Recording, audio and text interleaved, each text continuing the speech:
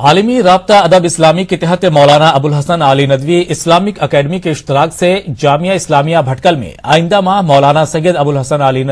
حسنی ندوی رحمۃ اللہ علیہ کی علمی اور دعوتی خدمات پر 3 روزہ کل ہند سیمینار منعقد کیا جا رہا ہے، جس میں ملک بھر سے مندوبین شرکت کریں گے۔ اس سلسلے میں منعقد تیاریوں کی ایک اہم جائزہ نشست میں بھٹکل اور اطراف بھٹکل کے ملی اور سماجی اداروں نے اپنی جانب سے بھرپور تعاون کا یقین دلایا۔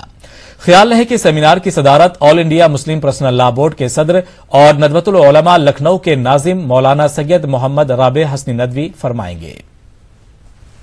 اپنی ادبی تخلیقات کے ذریعے امت کو نقصان پہنچا رہے تھے اور امت اس کی طرف متاثر ہو رہی تھی۔